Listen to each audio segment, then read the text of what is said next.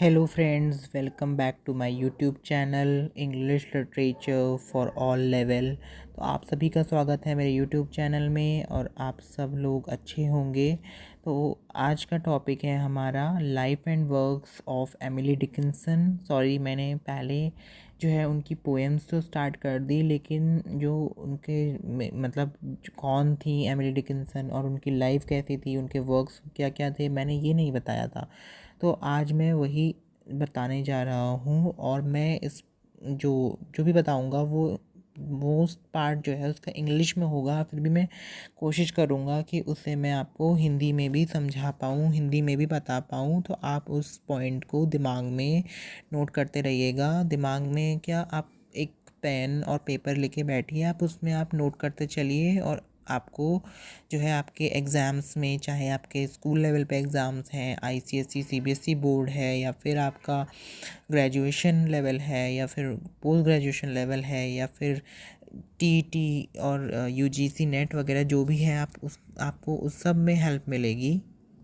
तो ज़्यादा टाइम ना वेस्ट करते हुए शुरू करते हैं आज की video.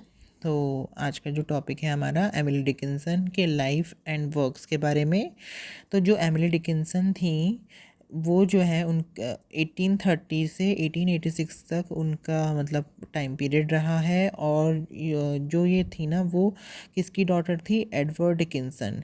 Emily Dickinson was daughter of Edward Dickinson. ये उनकी जो है बेटी थी एडवर्ड डिकिंसन की। और ये जो एडवर्ड डिकिंसन थे ना, वो prominent lawyer of Amherst Massachusetts.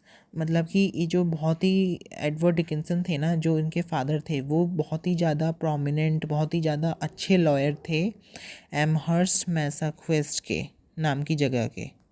और जो एमिली डिकिंसन थी, she was educated at Amherst academy and Mount Holyoke female seminary. मतलब कि ये जो एमिली डिकिंसन थी ना, वो उनकी जो एजुकेशन हुई है वो इन दो जगह पे हुई है जिनका मैंने अभी मेंशन किया, Amherst academy and Mount Holyoke female seminary. Outwardly, her life was eventless.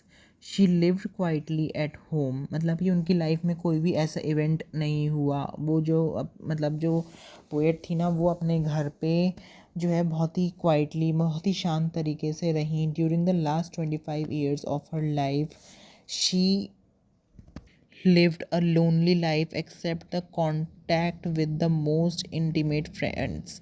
मतलब कि जो उनके, वो हमेशा से बहुत ही शांति भरे माहौल में रहीं। और जो उनके जो लास्ट 25 years थे उनकी लाइफ के, वो तो बहुत ही ज़्यादा मतलब बहुत ही ज़्यादा शांति भरे थे। और उसमें जो है बहुत ही उनके जो क्लोज़ फ्रेंड्स थे उन्हीं के साथ वो कांटेक्ट में रहीं। और साथ शी नेवर मैरिड, उन्होंने कभी भी शादी नहीं करी। However, she entered into intense intellectual companionship with many men in succession। मतलब कि जो है मतलब वो जो है उन्होंने एक तरह से ना काफ़ी ऐसी ज़िंदगी में भी प्रवेश किया जिसमें जो है उनको बहुत सारे उनके साथी, जो कंपेनियन, उनके जो फ्रेंड्स मिले, वो जो है ना मतलब फीमेल्स नहीं थी, औरतें नहीं मिली उनको, मैन मिले, मतलब कि आदमी लोग मिले। तो she called them her tutors. तो उन्होंने उनको क्या नाम दिया? उनको ट्यूटर्स, मतलब उनको एक टीचर मान लिया कि मतलब ये जो है मेरे टीचर्स हैं, इनसे मुझे इंस्पिरेशन लेनी है, मोटिवेशन लेना है, इनसे मुझे कुछ ना कुछ सीखना है। तो ये तो हो गया एक काइंड ऑफ अ इंट्रोडक्शन। अब हम उनके अगर बात करें उनके ट्यूटर्स के बारे में, her first tutor was Benjamin F Newton. उनके जो पहले ट्यूटर थे ना, वो बेंजामिन एफ न्यूटन थे। He introduced her to stimulating books.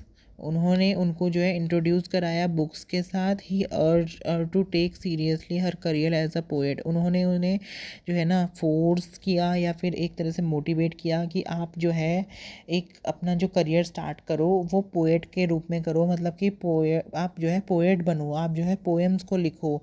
His early death led to religious questionings. तो अब क्या हुआ कि वो जो ट्यूटर थे ना उनकी जो है ना एकदम से डेथ हो गई। अब रीज़न तो नहीं बताया कि किस वजह से डेथ हो गई, क्या हो गया, लेकिन एकदम से उनकी डेथ हो जाती है। तो अब क्या होता है, एमिली डिकिंसन के माइंड में ना बहुत ज़्यादा रिलीजियस क्वेश्चनिंग्स आ जाती हैं कि क्या पता वो जो है, जो उनके ट्यूटर थे वो जो है रिलीजन में या फिर मतलब ईश्वर में विश्वास रखते थे या नहीं रखते थे, या क्या था उनके दिमाग में ना बहुत सारे क्वेश्चंस आ गए। क्या पता वो पूजा पाठ ही ना हो, वो जो है बिल्कुल ही मतलब जो है प्रे ना करते हों, भगवान को ना मानते हों।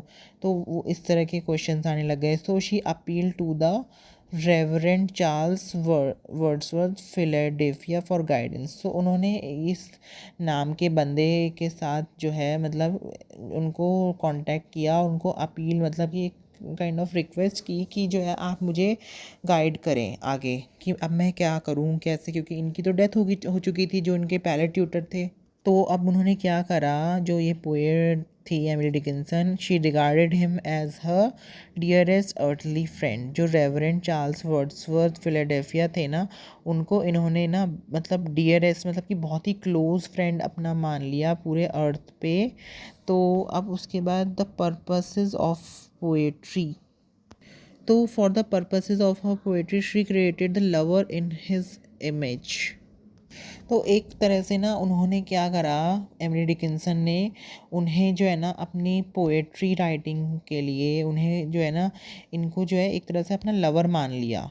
तो however she never to know a lover except in imagination, मतलब कि वो कभी भी उनको जो है ना पर्सनल लाइफ में लवर नहीं मानती थी, लेकिन एक काइंड ऑफ ना इमेजिनेटिव लवर मानने लगी थी उन्हें, और अपनी खाली जो है पोएम्स के लिए वो लवर मानने लगी थी इनको, वर्ड्सवर्थ को। तो Wordsworth move to San Francisco in 1863। अब क्या हुआ कि जो ये वर्ड्सवर्थ थे ना, ये जो है एक तरह से ना शिफ्ट हो गए, या इनका जो है ट्रांसफ़र हो गया, या फिर ये दूसरी जगह चले गए। उस जगह का नाम था सैन फ्रांसिस्को, और 1862 में ये शिफ्ट हुए। After this she withdrew from village society. अब क्या हुआ कि अब ये जो दो दो मतलब लोग उनको छोड़ के चले गए, तो उससे क्या हुआ कि उन्होंने जो है ना अपने आप को जो विलेज की सोसाइटी थी ना उससे दूर कर लिया। She was then increasingly preoccupied with poetry. फिर उन्होंने ना अपने आप को ज़्यादा से ज़्यादा पोएट्री में इंडल्ज करना शुरू कर दिया। She started a literary correspondence with टी.डब्ल्यू.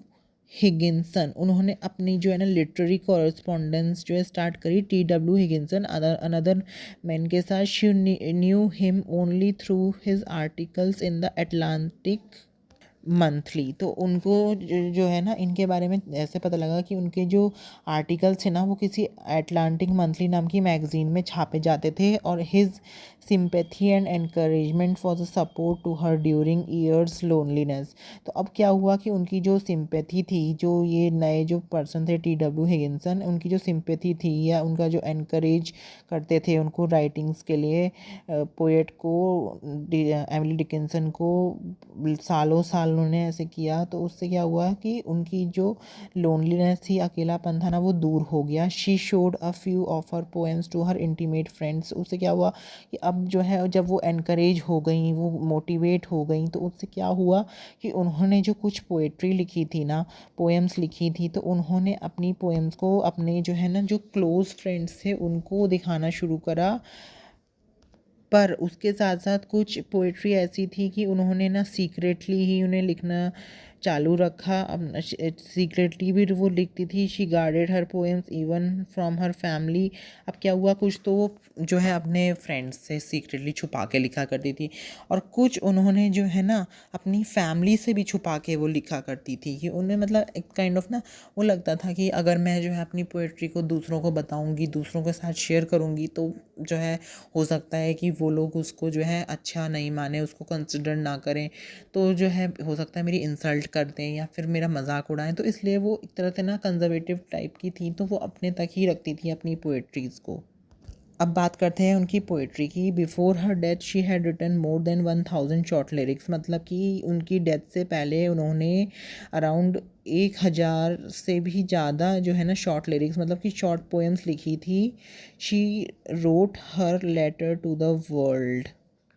मतलब कि उन्होंने एक लेटर लिखा वर्ल्ड के लिए, she recorded the life around her. तो उस लेटर में उन्होंने अपनी पूरी लाइफ के बारे में लिखा। She wrote about the tiny ecstasies, मतलब कि प्लेजर्स जो उनकी लाइफ में हुए, या set in motion by change of seasons, या फिर जो जैसे उनकी लाइफ में जो चेंजेस आए, या फिर जैसे जो सीजन्स हैं वो बदलते रहते हैं ना, तो उनकी लाइफ भी जो है ना बहुत फेज़ आए जो बदलते रहे। और कि कभी जो है मतलब कि जो प्लांट्स की जो या फिर जो सीजन्स होते हैं, उस सीजन्स के बदलने से क्या होता है कि जो गार्डन होता है या उसमें जो फ्लावर्स होते हैं वो भी तो बदलते रहते हैं ना, उसमें उनके मतलब बिहेवियर या उनका जो है, कभी किसी सीज़न में कोई प्लांट लगता है, किसी सीज़न में कोई प्लांट लगता है। तो ऐसे ही उनकी लाइफ में जो चेंजेस आए, तो उससे क्या पता चलता है कि उनका जो बिहेवियर था ना वो भी बदलता रहा। कभी कोई जो है उनके बिहेवियर में कोई चेंज आया, कभी कोई चेंज आया। She also road about Frank insights into her own mates of consciousness and of speculations on the timeless mysteries of love and death। मतलब कि उनको जो है ना एक तरह से उन्होंने मिस्ट्रीज़ के बारे में लिखा, लव एंड डेथ के बारे में लिखा कि मिस्ट्रीज़ कैसे होती हैं लव एंड डेथ में। Her mind was charge with paradox, her vision like the eyes of birds was focused in opposite directions on two worlds of material and material values. She could express feelings of deepest distress in terms of wit. Like Emerson, she preferred the intrinsic and the essential. It led her often to concision of phrase, her artistry in the modulation of simple meters, and the delicate management of imperfect rhymes was better than that of Emerson।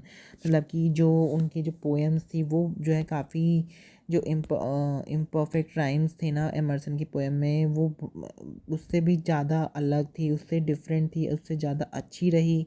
Her ring by precise metaphors sharing by precise metaphors made her seem to Amy Lowell a precursor of the Legis school। तो आगे बात करते हैं publication of her poems की। मतलब कि उनकी जो पोएम्स थी वो कैसे कैसे पब्लिश्ड हुई। और publication in Emily Dickinson's unworldly view form no part of a poet's business. Only 6 of her poems, not counting an early words Valentine, were printed during her lifetime।